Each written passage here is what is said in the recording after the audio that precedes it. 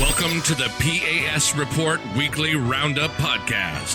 The P.A.S. Report provides an honest analysis on the critical issues that matter to you without the biased media filters. Here's your host, Professor Nick Giordano. What's up, everyone? Welcome to the P.A.S. Report Podcast. Here's your host, Nick Giordano. I'm glad you could be here. As always, make sure to follow and subscribe to the podcast so you never miss an episode. Visit the P.A.S. Report website, pasreport.com.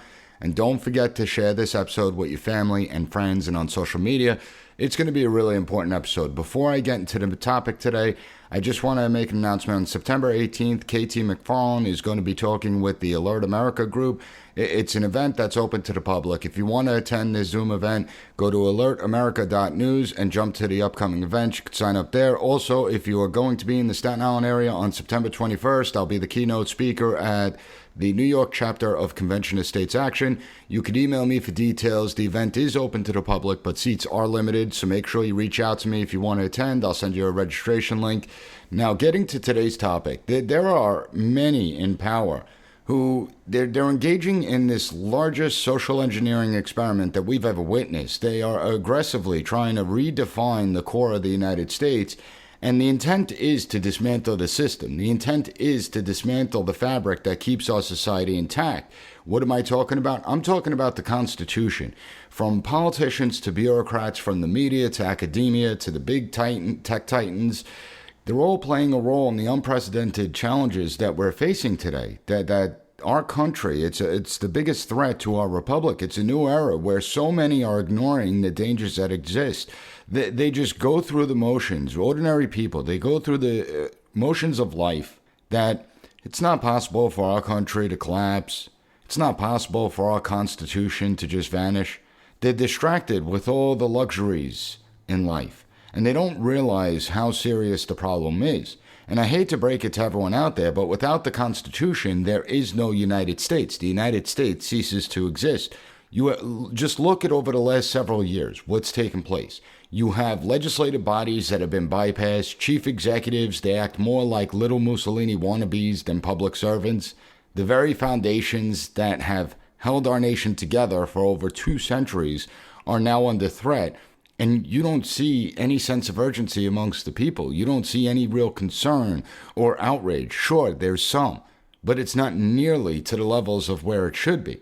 On September 17th, we are supposed to be celebrating Constitution Day. Yet how many Americans actually know that? How many media outlets will even cover it? Understand, our Constitution is a sacred pact that embodies our shared values, our shared principles. There are too many in power who actually view the Constitution as an inconvenience, a roadblock to their path towards authoritarianism. They want to redefine democracy and create it in its own image, but it's just authoritarianism. That's all it is. And I want to be unequivocal here. The Constitution, it's not a relic of the past. It's not an old and outdated document. I love when people challenge me. Well, the Constitution was written over 200 years ago. Society has changed in that 200 years. That the Constitution is no longer relevant. It's not equipped to handle modern society. That's a lie. And when you say that, it shows that you never actually read the Constitution. Had you read the Constitution, you would know the Constitution is a mechanic's guide to how our government operates. It's an instruction manual of the roles and responsibilities of our institutions. It outlines what the government can do. More importantly, it outlines what the government can't do. It's a document that guards our freedoms, our liberties, our way of life. And if you're tinkering it in one place, well, you're screwing with the checks and balances that exist. You have to understand the Constitution enshrines our right to speak out, to assemble, to worship, to dissent, to criticize, to petition, to bear arms, to privacy, to be treated like human beings. Yet there are those who would have you believe that our liberties, well, that's an old and outdated concept. You don't really need liberty. Those liberties can be cast aside simply because the powers that be decide to declare some sort of emergency, some sort of crisis. And today I'm going to confront that head on. I'll explain how the assault on our Constitution has taken place. I'll explain the motivations and tactics of those who seek to dismantle it. In this episode, we need to shine a light on this alarming trend that we've been witnessing for far too long, and so many have remained silent about it. We have been witnessing anyone who does speak up about it, the attempts to marginalize them. Anyone who dares to challenge their power, marginalized. destroy, defame, isolate. The Alinsky tactics. That's what they are. And been, and we continue to witness those in power suppress the very freedoms that define our society, the very freedoms that draw in millions of people around the world. This should be the issue of 2024. This is the most important issue of our lifetime. But sadly, you have too many Americans that just want to keep their heads buried in the sand. As a society, our commitment to the principles that have carried us through centuries and challenges has to be steadfast. Some want to throw it all away. For what? Do you think something better is coming after this?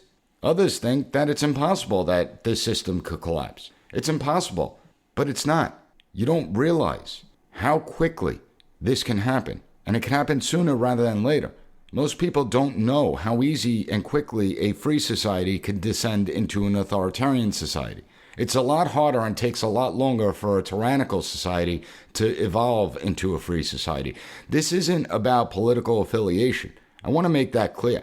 Republican, Democrat, Independent, it's irrelevant. Mark my words, if our Constitution is demolished, America ceases to exist. Sure, we'll still have a country, I'm not denying that. But it won't remotely resemble the country that we grew up in. And we'll regret it. Those that remain silent will regret it. Those that ignored it will regret it. When you lose life's luxuries, and maybe sometimes that's what it takes. Unfortunately, by that time, it'll be too late.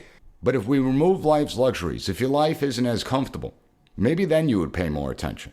And political affiliation is meaningless. The political affiliation of those that yield power will be irrelevant. It will be a dark time, and we will all suffer equally. That's when they talk about equity, that's what they talk about, that the equal outcomes will just be sheer misery. And it won't just be here, it'll be around the world. So this is an extremely important episode. I'm going to break it all down after this quick break, so hang tight. Listen up, P.A.S. report audience. Experts say that China is hoarding a massive amount of food. They're soon going to have over 2/3 of the globe's corn reserves, over half its rice reserves, and over half its wheat reserves. But when asked about it, China lies. And one expert says that they, of course, will never admit to doing something like that. Well, what does China know that we don't? When it comes to the global food shortages, China is the canary in the coal mine. And you have to understand, China is the world's #1 food importer. They rely on the rest of the world to keep their people fed, so they can't afford to mess up. There'll be riots, civil panic, or even worse, when over 1 billion people can't eat, it's going to create a crisis for them. What does that mean for us? What does that mean for Americans like me and you? Food shortages. That's why it's a smart idea to stock up on a kit of the best-selling 4Patriot survival food. Create your own stockpile of the best-selling 4Patriot survival food kits. It's hand-packed in the United States. The kits are compact, stack easily. They have different delicious breakfasts, lunches, and dinners, and I can attest to that because I use 4Patriots, and their 5-star reviews on the website rave about the flavor and taste. Right now, you can get 10% off your first purchase of 4Patriot survival food by typing in the code PAS at checkout. Just go to 4patriots.com, use code PAS to get 10% off your first purchase of 4Patriot survival food. That's 4patriots.com. Use code PAS. Welcome back, everyone. So, a republic if you can keep it. That was Ben Franklin's response when he was asked what government had the founders given us. And I want everyone to consider where we are as a nation. Governments have been, and they always will be, flawed. No government has withstood the test of time. I mean, just think in your mind. Human civilization has existed for thousands upon thousands of years.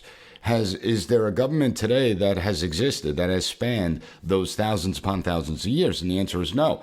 The main reason is because of us, because of human beings. We are flawed, and everything that we touch, everything that we create is going to be flawed. Governments are created by human beings. They're staffed by human beings. So automatically, those flaws are transferred into the government. And if you look at the United States, we have been witnessing an ever-growing federal apparatus since the early 1900s. It doesn't compare to what we've witnessed over the last 20 years. I mean, now it's like hit warp speed. And I'll always remind the listeners, don't forget, September 11th just passed, 22nd anniversary, and we saw the largest expansion of the federal apparatus in the history of the United States. We can't forget that. And what have we witnessed since that expansion? Well, just about every single department, number of federal agencies flagrantly violating the Constitution, consequences be damned. Over the last 2 decades, you have a number of federal agencies, the FBI, the CIA, the NSA, the ATF, ICE, even the Postal Service, for God's sakes. You have them collecting data on Americans. There's no oversight guidelines. They're not supposed to be doing this. There's no regard for privacy or civil liberties. And this is not about collecting data on just a handful of Americans that may represent some type of threat to our country that just hasn't been defined. They are collecting data on millions upon millions of Americans. They have data on just about every single American that exists. The question is why? I mean, all this data on all these Americans, it's not just Republicans or conservatives that are being caught up in this data capture that exists. So why are they doing this? Why are they collecting this data? What purpose does it serve? And why are they making profiles on Americans? The constitutional violations are clear, and why isn't anyone doing about it? I mean, just look at the ATF, the Alcohol, Tobacco, Firearms Agency. They've collected millions of records on law-abiding gun owners, and they're building out a database. And this is why it's so concerning. They're not supposed to be building out a database. In fact, Congress has explicitly forbidden the ATF from creating a database, yet they're doing it anyway. The officials over there, they don't care. The hell with Congress.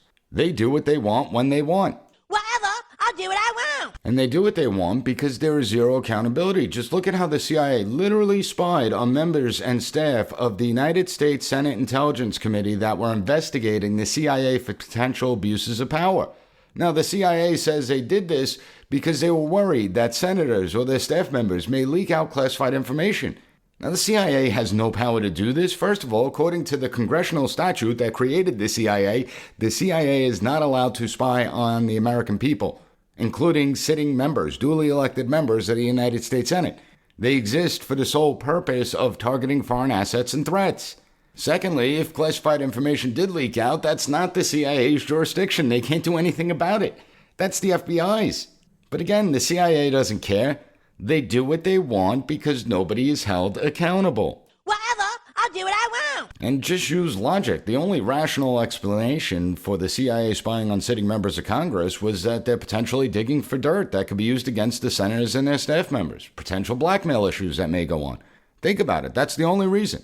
Was anyone held accountable for this? No, no one was held accountable. You would think the ones with the power of oversight over the CIA, you would think they would get a little annoyed that the CIA was spying on them and they did nothing. Instead, we got Senator Schumer's warning to President Trump that Trump should stop criticizing the intelligence community because, as Schumer notes, to take on the intelligence community, they have 6 ways from Sunday at getting back at you.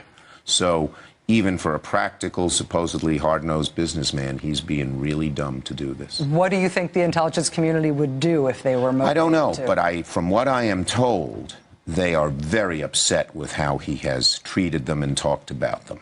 So what does it tell you when the rights of those, the people that actually have the power of oversight, live in fear of the intel community? What does that tell you? And then you have the FBI targeting a presidential candidate, then a sitting president, all based on phony BS Russian collusion narratives. We've learned that the FBI has illegally accessed the NSA's repository on Americans a number of occasions. The court said it's illegal. They're not allowed to do it. Nobody held accountable. You have people that are talking about a constitutional crisis. They are the constitutional crisis. Remember that. And the real abuses of the Constitution ramped up dramatically in the name of a crisis. Think about the pandemic, where you had the chief executives acting more like little Mussolini wannabes than governors.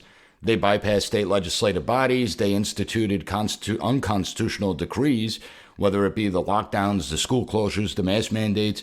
Get the jab, and if you don't, your livelihood will be destroyed. I mean, think about a society, a government that was threatening their own people.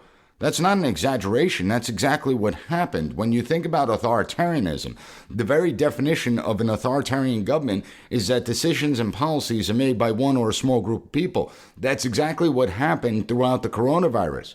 We constantly talk about the importance of liberty and freedom, yet how many people surrendered their liberty without ever even asking a question?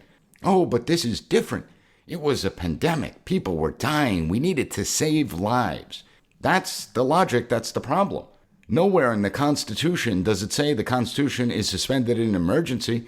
Nowhere in the Constitution does it say that it just doesn't exist when an emergency comes up, yet that's exactly what happened. Just think. Government's controlled when you can leave your home and where you can go. Government's controlled what businesses are essential and which ones aren't. They determined when, where, and how you could practice your faith. They determine what you must wear when you leave your home, when you can work, what you can say, who you can associate with, who can come into your home. For God's sakes, the governor of Oregon Kay Brown told residents to call the police if their neighbors have more than 6 people in their home. Call the police if you see your neighbors violating the authoritarian COVID decrees. You want to try and pit neighbor against neighbor, turn us into a nation of snitches.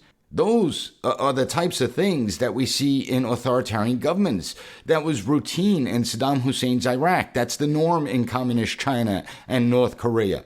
Never in my life did I think we would see this type of behavior here in the United States, but that's exactly what we witnessed in the name of an emergency, a crisis.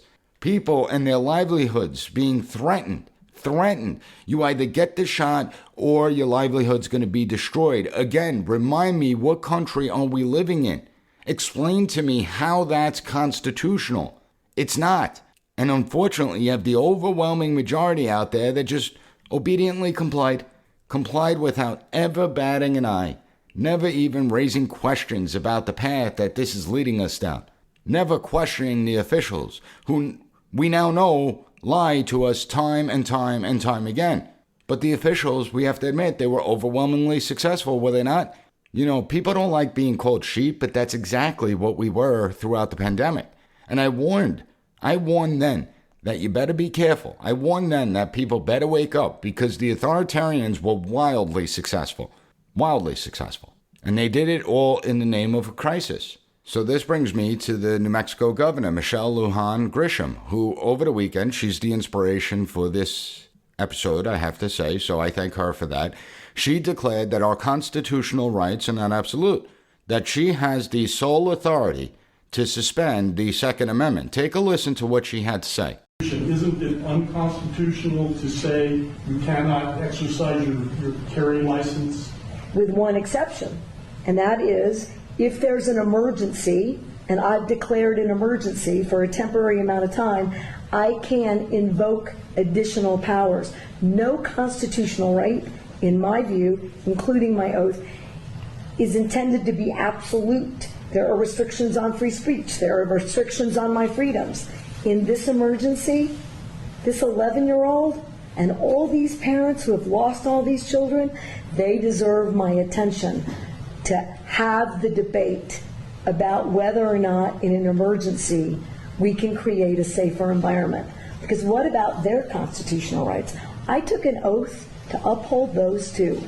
And if we ignore this growing problem without being bold, I've said to every other New Mexican, your rights are subrogated to theirs. And they are not, in my view. Wait a minute. You're talking about crimes. There are already laws against the crimes, so how are their rights? I got it. But again, if I'm unsafe, who's standing up for that right? If this climate is so out of control, somebody should do something. I'm doing as much as I know to do. Madam Governor, do you really think that criminals are going to hear this message and not carry a gun in Albuquerque on the streets for 30 days? No. But here's what I do think. It's a pretty resounding message. Whatever, I'll do what I want. I will state this unequivocally, she is insane. People like her should be nowhere near the halls of power, the levels of power. She obviously has no regard for the Constitution, has no regard for our God-given liberties. And she's saying that she's doing this because violent crime is out of control. It's an emergency. Another emergency. Notice how all these emergencies. So she is deciding to suspend the Second Amendment for 30 days. First, she has absolutely no constitutional right to do that, but she doesn't care.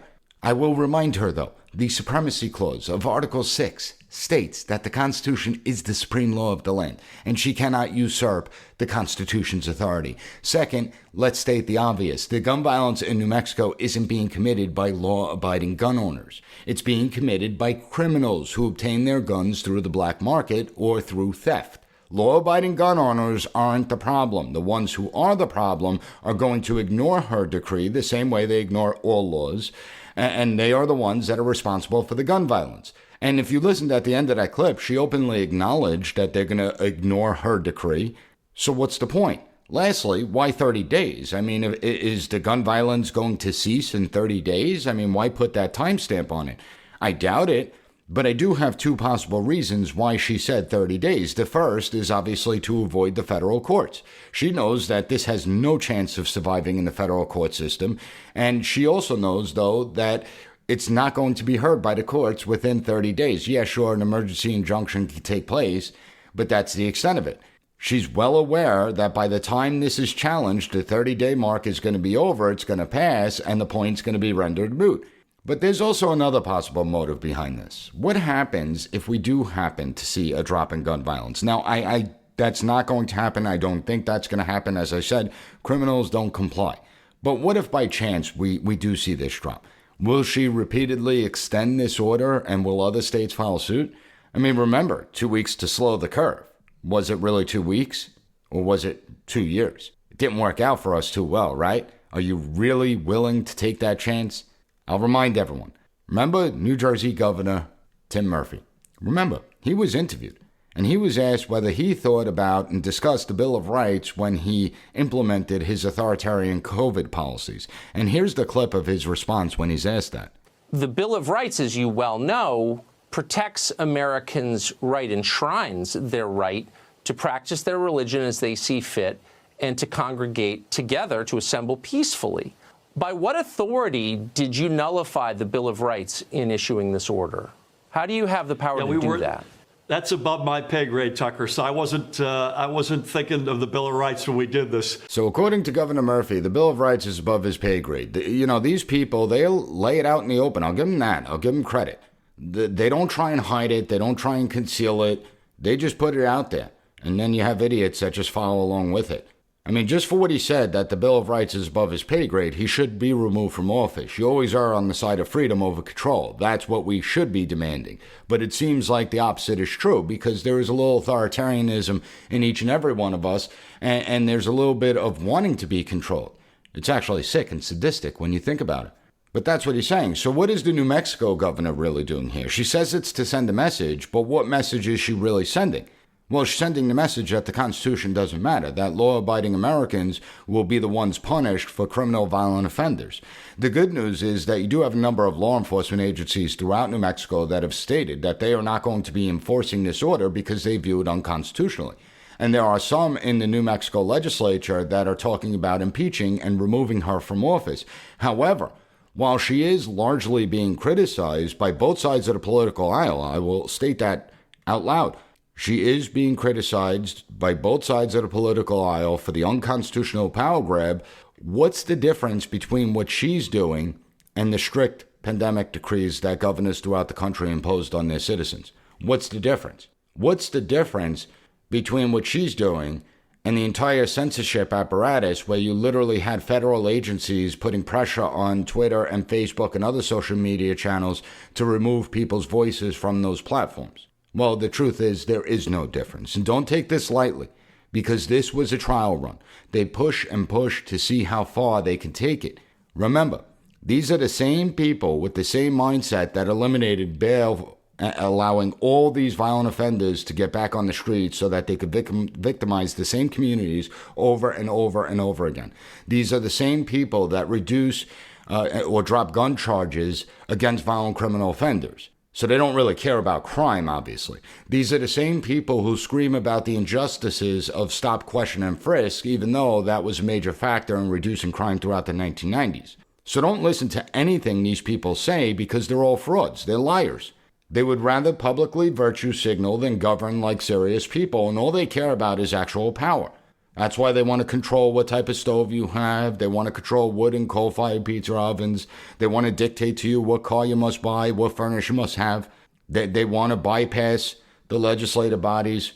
And we're going to see this expansion. Pay attention right now. There's a lot of pressure on President Biden to unilaterally declare a national climate emergency in order to bypass Congress, place greater powers in the hands of the chief executive. You have a number of elites in Congress, in public office, appointed officials in all the agencies and departments. You have the media. You have members in academia calling to completely redesign the United States. They're willing to dismantle the constitutional republic and our God-given liberties in pursuit of ushering in their version of democracy. And their version of democracy is nothing more than authoritarianism. Understand that. Over the last few years, we've heard calls to change the makeup of the Senate, get rid of the filibuster. Filibuster's been institutionalized since what, 1801, 1802? Get rid of it, they say. We need to make the Senate a more representative body. It's not fair that Wyoming has the same voice as California. They don't care that the Senate was never meant to prioritize individual interests. They weren't created to represent the people. They were created to represent state interests, to represent the states. We've heard calls to pack the Supreme Court, destroy the judicial branch of government, to ideologically corrupt it. Others have called for the president to exercise what these idiotic academics term as popular constitutionalism. You have to love academics when they just make stuff up and then they pat themselves on the back thinking that they're so smart. The very idea of popular constitutionalism is unconstitutional. It allows the president to apply their own constitutional interpretations as opposed to the judicial branch and the courts. Now, I don't think they ever read Federalist 47. You know, when we take judicial powers and place them in the executive branch, it's a grave violation of the separation of powers and checks and balances. In fact, in Federalist 47, Madison argued that all powers, legislative, judicial, and executive, concentrated in the very same hands, may justly be pronounced the very definition of tyranny. Yet those screaming about threats to democracy are advocating for just that. You have people that want to abolish the Electoral College. Some people want to abolish the concept of federalism, where you have federal government and state governments that are separate. They want to destroy the concept of state autonomy. And while I do think these people and those that think like them are insane, don't underestimate them. Don't underestimate them. Look around. They've been pretty successful, right? They've been pretty successful at changing this country. They've been pretty successful at getting people to surrender their liberties and to grow the big government apparatus. So don't take them lightly. Our system can only take so much before the safeguards begin to crack. The checks and balances, the separation of powers, they're starting to buckle. We may be at that moment. Anyone who believes the Constitution won't fall is fooling themselves. And you're playing right into the Constitution's demise. And if the Constitution ceases to exist, so does the United States. Now, I'm going to take a quick break. When I get back, I want to briefly talk about why the Constitution is so important, why we have to have a renewed sense of urgency in upholding it. So we'll be right back. Hang tight. P.A.S. report listeners, our government is out of control. Criminal tax hikes, hyperinflation, a full-blown recession. It's part of a grand plan. The billions of dollars Biden keeps sending to the corrupt government in Ukraine, the trillions in new taxes he wants to shove down your throat, the electronic banking system crash that resets everyone to zero, checking accounts, saving accounts, 401ks, IRAs, all of it, zero. But you don't have to be a victim. Protect your money and get up to $10,000 in free silver to do it when you call Goldco. Goldco's helped protect over $2 billion in gold and silver for people like you and me. They're offering you up to $10,000 in bonus silver when opening a qualified IRA account just for being a supporter of the P.A.S. report. So whether you want to protect $50,000 or $500,000 or more, this is your opportunity to protect yourself from our out-of-control government. Don't be a victim and call Goldco today. 855-656-0196, 855-656-0196, or go to goldco.com/PAS report. Welcome back, everyone. So September 17th is Constitution Day, as I stated at the beginning of this podcast, and unfortunately it's going to go largely unnoticed. It's shameful that our country is in such national decline. We've seen patriotism, those that believe it's important, the numbers just totally plummet. American civic education no longer exists, and it's reasons like this that we see this decline within the United States. The problem is one of a constitutional ignorance. There are so many who have no idea what the Constitution is all about. Consider that 90% of my students cannot distinguish between the American Constitution from the Russian Constitution. And that's pathetic. It's a pox on our education system that after at least, I will repeat, at least 13 years of schooling, and students can't identify the American Constitution? What does that say about our country? What does it say? What does it tell you? And this is not to bash my students, because guess what? It's not only my students, it's students across the country, and I suspect that the results wouldn't be much different if I ran this exercise with the general public, regardless of age. Age has no bearing on this. And let me ask my audience, how many times have you ever read the Constitution? Do you really understand it? Do you know what it really says? I mean, I've read this document well over 100 times. There's always something new that I learn in it with my research. You know, despite our youth, America possesses the world's oldest codified constitution in the entire world. I mean, think about that. Do you think that's by accident? Do you think that's just a coincidence? It speaks volumes that we are one of the youngest countries in the world, yet our Constitution endures longer than any other codified constitution. And you've had nations that have existed for thousands of years. Those constitutions in all other countries, they're nothing more than mere documents. Ours is so much more than that. It's not just a document. Our Constitution is not an ideological document. It's a mechanic's guide to how the government operates. Who has the power to do what? What are the roles and responsibilities of our institutions? But more importantly, our Constitution places limits on what the government can do. It curtails government power. It champions the interests of we the people. And it explicitly safeguards our God-given liberties. Our Constitution establishes American values and ideals that the government exists to serve us, we the people. And maybe it's time that we remind ourselves of that. We need to forcefully speak out and defend the Constitution. This remarkable document has transformed human civilization, not just the United States, but the entire world. It served as an inspiration for the global human rights movement. The Universal Declaration of Human Rights is based on our Bill of Rights. Our Constitution isn't just a document, it's much more than that. It's a way of life. But the only way to ensure that our Constitution survives for the next generation is to reaffirm our commitment to it. That means reading it over and over again. It means understanding what personal responsibility is, understanding what limited government, what self-government means. This Constitution Day, I encourage you to reach out to everyone you know. Send them a link to the Constitution. Read it with your family together. Remind the government that they don't get to rule over us. We're the ones that provide the consent within this system. So this Constitution Day, that's our choice, right?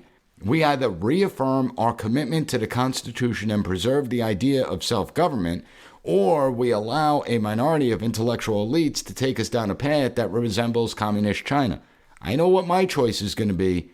What's going to be your choice? I'm asking that you share this episode with your family and friends and on social media, because it's so important that we begin to get back to our roots. And if you found the content of this episode informative, please take 30 seconds to write a review, leave a 5-star rating on any podcast platform that allows it, especially Apple Podcasts. I want to thank you for joining me today, and I'll be back on Monday with another great episode of the P.A.S. Report podcast. Thank you for listening to the P.A.S. Report Weekly Roundup Podcast. Have a good one. Bye. Be sure to rate, share, and subscribe to the podcast so you'll never miss an episode. Also, visit PASreport.com and follow us on Twitter at PAS Report.